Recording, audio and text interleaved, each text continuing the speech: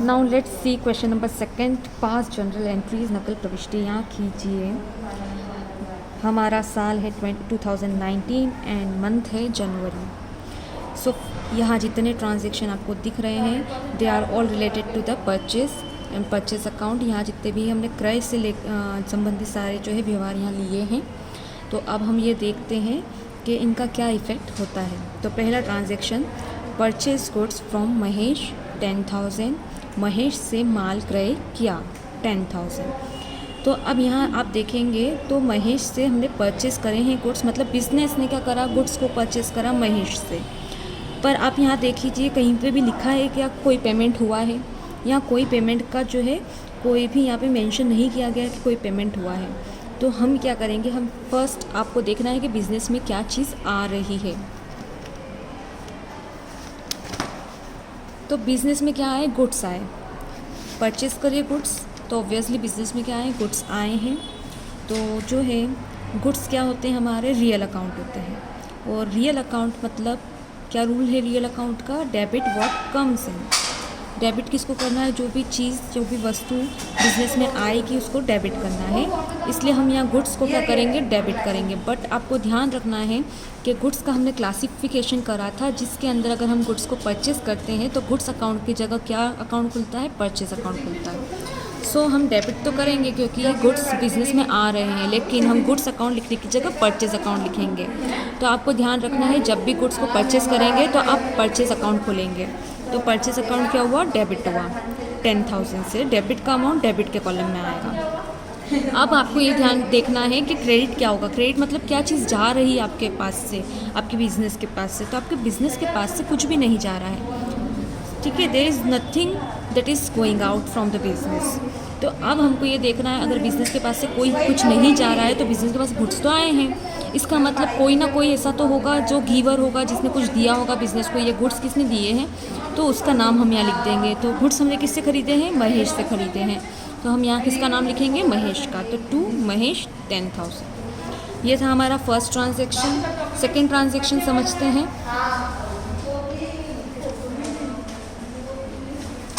Second transaction, January 2, purchase goods from Mahesh for cash. अब इसमें थोड़ा सा जो है एकदम जरा सी वेरिएशन है। यहाँ पे देखेंगे आप, महेश से रोकड़ माल क्रय किया 20,000। तो आप यहाँ देखेंगे तो महेश से खरीदे हैं गुड्स ऑब्वियसली, बट यहाँ एक एक्स्ट्रा चीज़ें लिखा है फॉर कैश। मतलब यहाँ पे आपने क्या करा है, परचेज तो करें गुड्स महेश से, लेकिन आपने उसको कैश पेमेंट दे दिया है। So you have purchased goods from Mahesh and you have paid cash of rupees 20,000. Now we will see the effect.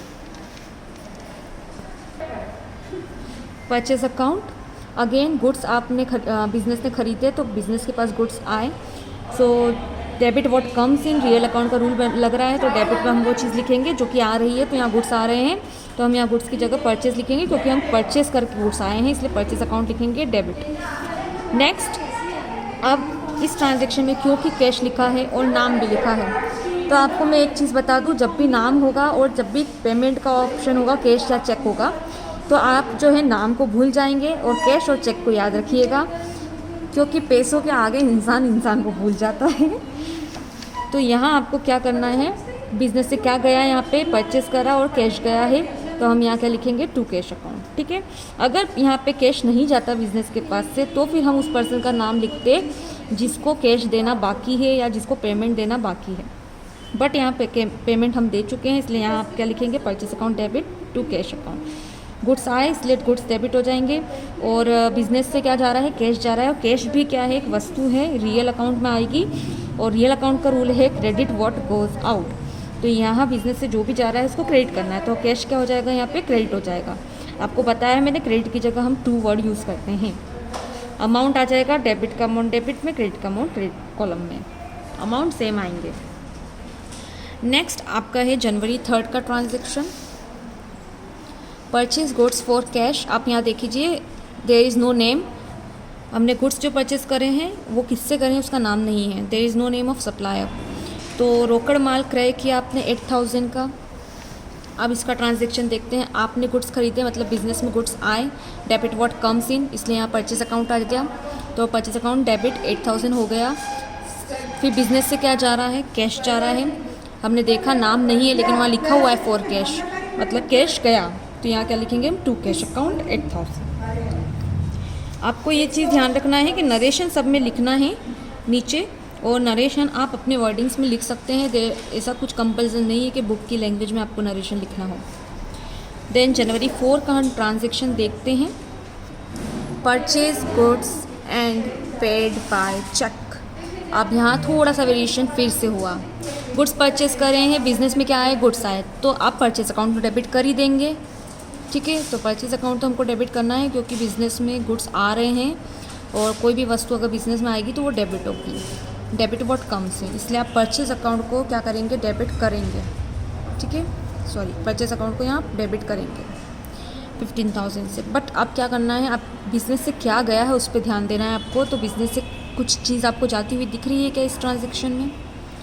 मेरे ख्याल से 15,000 रुपीज़ जो है वो हमारे बैंक में से जा रहे हैं। जब चेक से पेमेंट होता है तो क्या होता है, बैंक के अकाउंट में से सीधे पैसे निकलते हैं, आपके पास कैश नहीं जाता है, आपके जो कैश है वो बैंक में रखा है और बैंक के अकाउंट में से पैसा जाता है। इसलिए अब की बार क्रेडिट में हम क्या लिखेंगे, टू बैंक अकाउंट लिखेंगे।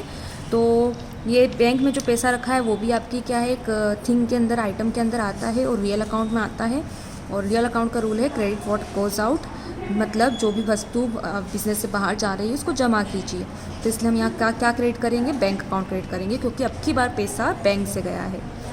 तो 15,000 यहाँ परचेज में डेबिट हो जाएगा और 15,000 बैंक क्रेडिट हो जाएगी। लास्ट ट्रांजेक्शन, परचेज गुड्स, माल क्रय किया। अब मैंने ये ट्रांजेक्शन इसलिए दिया है कि आप पहले सोचिए कि ये क्रेडिट ट्रांजेक्शन है या कैश ट्रांजेक्शन है। यहाँ पे कुछ भी आपको डिस्क्रिप्शन नहीं दिया गया है। तो जब भी क्वेश्चन, अगर आपको एग्ज़ाम में या क्वेश्चन पेपर में ऐसा क्वेश्चन मिले जहाँ परचेज गुड्स लिखा है और कोई डिटेल नहीं दी है, तो आपको ये चीज़ याद रखनी है, जब कोई भी डिटेल नहीं दी गई होगी तो उस ट्रांजेक्शन को हम कैश ट्रांजेक्शन मानेंगे। मतलब हम ये मानेंगे कि ये गुड्स हमने कैश में परचेज़ किए हैं।